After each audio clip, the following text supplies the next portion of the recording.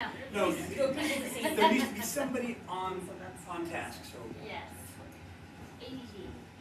ADHD. I know. Are you ADD? That's why I was like, okay, let's do this. I am. Okay. Welcome to In Service.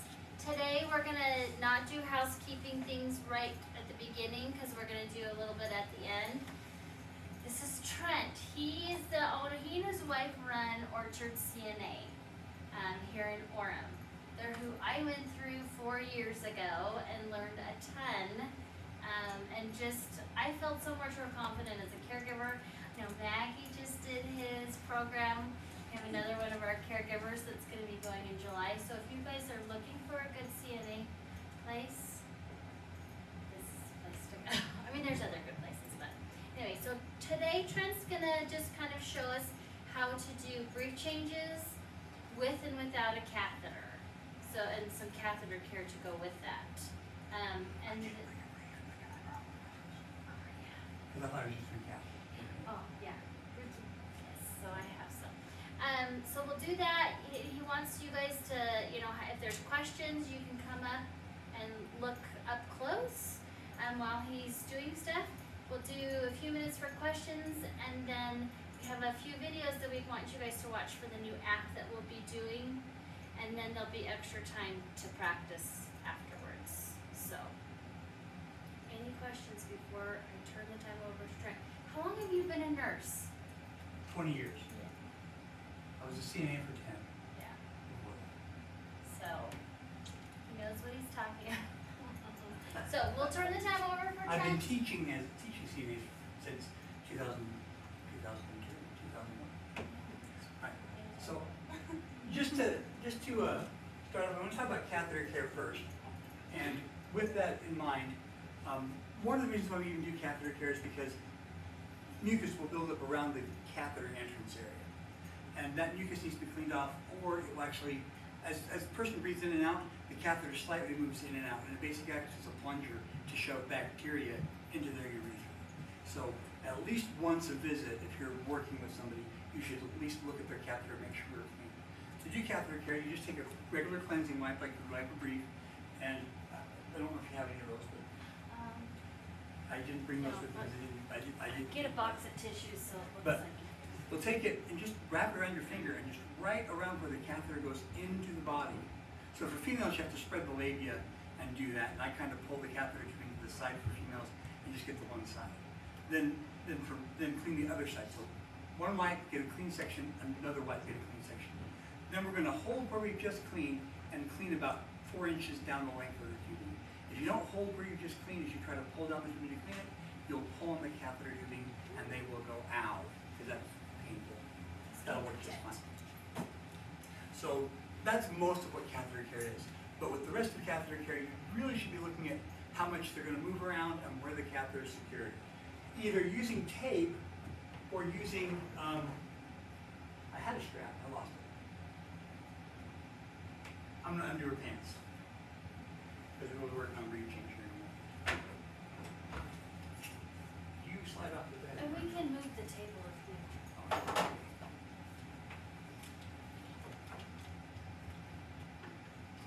had a lot of equipment right there. I didn't know what I was going to need. So, the catheters are actually held inside of the body by a big balloon.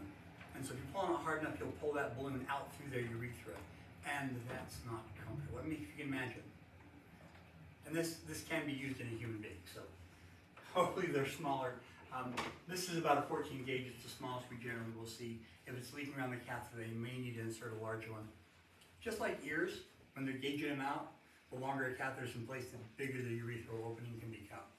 So over time, with continued use, you might have to upgrade the size of the catheter. So it should be secured to the leg with either a manufactured secure Velcro tie thing. I really did have another one here, so I don't know where it went. We'll find it when we do brief change, I'm sure. Or you can tape it to the leg like this. Want us to move this out? No, I'm fine. No? Right now, I'll move it in a minute. So just using regular medical tape, take a little piece of it and wrap it around the catheter and stick it to itself on both sides and then leave it open as a T. Then take another piece of tape and put it on their leg and stick this piece of tape to that piece of tape. And if they haven't been having it secured, they will thank you for it, because now when they walk to the bathroom, it won't tug on their catheter, it'll tug on their leg instead, and that'll be far more comfortable for them. So hopefully we are getting up to the bathroom for bowel movements. If they're not doing that anymore, then that would be it. So that's catheter care down and dirty. If you want to come up later, afterwards you can work through anything you can. Always make sure the tubing is over the leg, and with your catheter you want to make sure that it's always angling down. If it raises above the level of the bladder, this is just a tube. Any urine that's in the tube will flow back into the bladder, and that becomes a hydrotube slide ride for bacteria right into the bladder and give them a urinary tract infection. So urinary tract infections are probably one of the most common problems we have with people that have catheters. And when they get a urinary tract infection, it can get into the kidneys.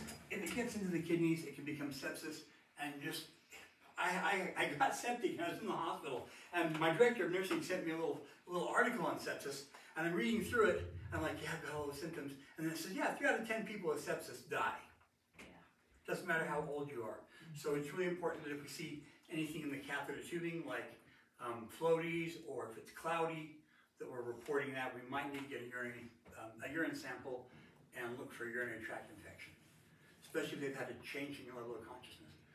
They don't have to have a temperature when they're elderly, when they get a urinary tract infection. They don't have the energy to make fire in their body. It takes a lot of energy actually to do that. I'm just going to open this package up since it's conveniently sitting here. If you don't mind. No, not at all. Because I did not know brief changes on my list. These are just incontinent briefs, or are they forks? They're the tablets. Oh, perfect. Okay. So with a brief, you can put them on standing. Did you know that? You did. It's an easier way to do it if they can stand. If they can't stand, you can put it on by putting it in their chair and have them sit on their chair.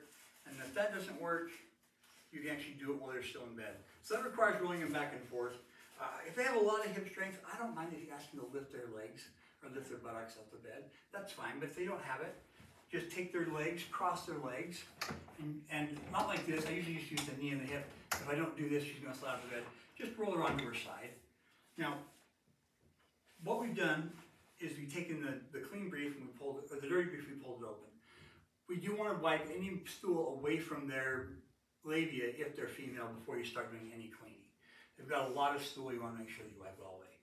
Now, once the majority of the stool is removed, we do want to separate the labia and clean inside out. We want to work cleaner to dirtier, and we always wipe front to back. So in the front, we're wiping toward the legs. When we get on the back side, we actually want to wipe toward the head, which makes it kind of a front to back and up the crack. If you have never heard that before, she's nodding back, because I've heard that before. Okay, so that's perfect. That way you're not introducing any bacteria from the anus towards. Yeah. Every time you wipe, you need to use a clean wipe or a clean section of the wipe. And so just be careful as you fold wipes around. If you have really a lot of stool on one side of the wipe and then you wipe with it again, you can force it through the wipe. So just be really careful when you're doing that. Separate the labia with one hand, stroke down the, turn slowly. A stroke down, I had to roll over on sides so I can do this. The first stroke is going to roll right down the middle. The second one's going to go here and here. Then you'll clean here, here, here, and here. And then basically at that point you want to wipe everything down that's been inside the brief. Anything that could have had urine on it. Urine is very acidic and it breaks down the skin quite quickly. So our modern incontinent products are designed to keep that urine away from the skin. So you'll unfold, you'll wipe, you'll roll to the side, you'll wipe. You'll put the clean brief in place. Most people put the clean brief in place as they remove the dirty brief. So if you ask the state, they say, take off your gloves and change your gloves before you touch the clean brief. That's fine, you can do that if your patient has the capacity to be in control of their bowels. If not, this hand keep clean, this hand let it do all the dirty stuff. Have it open the brief, have it do the wiping. This hand holds, supports, and rolls. Then you can pull the dirty brief out, put the clean brief in place, and using your clean hand, just pull it up in place while you take care of the rest of the dirty brief. Dirty brief should not be left in the room. I've seen a lot of people, if they got good stretchy gloves, pull the gloves over the brief and contain it in that. That's fine. If your gloves aren't trustworthy, they'll break on that, so into a plastic bag. So if you have something that's in briefs, and we're doing home care, right? So if they're doing that, you want to make sure you have a bag, plastic bag, either on the bed next to you that you can put the wipes in, or a can with a plastic bag in it that you can remove when you're done. You don't ever want to leave those briefs and wipes in the house. They don't make a good room center. Have you seen like the diffusers that put the stuff in the room? That makes a good diffuser for you. So that's basically brief care. You should change briefs whenever they're soiled, wet, or you notice that if they've got a catheter, it needs to come out of the side of that. If they don't have a catheter, make sure that everything, especially if they're males, is inside of the brief. Now for males, now this is something I do know I have. Oh. It's over on this table, I don't know. Did I move there? Maybe, probably. For males, catheter care starts by the same thing. Oh, I should be catheter care. But for perineal care, you want to start at the penis, wipe tip to base. And then wipe around the scrotum. Now, you always want to wipe front to back, but with males, sometimes the scrotum is a little bit difficult to clean. Sometimes you have to pull the scrotum up and wipe underneath it. Be careful when you're cleaning a scrotum because they are sensitive. All right, I don't know if that covers everything you wanted me to cover. I went kind of quick. Afterwards, I wouldn't mind going through it with anybody one-on-one with a mannequin, watch you change brief, watch you do catheter care. Yeah. Catheter care at least once a day. If you go there and the brief isn't soiled for home care, and they've got a catheter on, but they're using a brief for bowel control, you're going to need to still take off that brief, change it while you're there, clean that catheter every time. Okay, questions? Do you guys want to go up and see it in person? Put hands on the mannequin. Oh, by the way, Yes. gloves Yes. for all these procedures. They either have it in This is my pocket. gloves in the home, or we provide gloves for the caregivers. If they do have a strap like this that they're using to contain it, sometimes people struggle with this because it's got a little Y in it. You put the catheter tubing in it, and you tuck the tube through the little Y there and tighten it down, and then stick it to that. That will connect it to the catheter. This just straps around their leg and Velcros. Make sure this is nice and snug, and make sure that the catheter is on the outside. If you wrap it the other way, with the catheter on the inside, then you're pressing that tubing into their leg and they can get a pressure sore from that. There's one more thing I wanted to say about that. Let me think for a minute. Oh, yeah. If you'll notice on this mannequin, where I've got it is actually secured between the plastic tubing and the Y part. If you put it just here, it just slides. There's nothing to keep it from pulling. And if you put it down here, sometimes this will slide up and then this will get coiled and it won't flow well. So if you put it there, middle of the leg, and always make sure this is on the top, never on the inside. They can get a pressure sore from this hard little piece of plastic. And if it's on the outside, when they roll over, then they're going to be laying on it. Okay, I think that was the last thing I wanted to cover. Did you go over like how to clean the tubing when I was upstairs? Sorry. I did. Okay. Okay, questions. I want everybody to like come up and have somebody try it. Everybody can watch. I want this interactive. Don't everybody like get up and jump at once. Any questions? No. Whew. Okay. Let's have everybody come up and you guys can take turns. Maybe have one or two people do it on each dummy, and then we'll do our app videos. So. Does your mannequin have a greaser? Yes.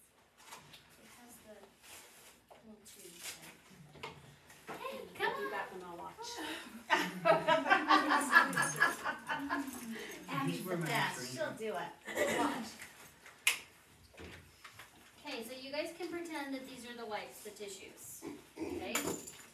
If you want to get behind. You can work on the catheter part for this one. Let me come over here. You want to put this catheter in the other mannequin?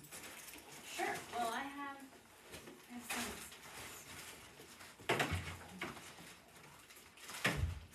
You can choose. This one, which I didn't can. want to step on your That toe. one has a penis. This one has a my penis is a circumcised. Oh, nice to retract the foreskin. I didn't talk about that. Nope. It's so tight. No. Okay. You got this on. I've been doing this for like 30 years or something. Exactly. Exactly. That's all. I don't know. I'm not. I did it through one.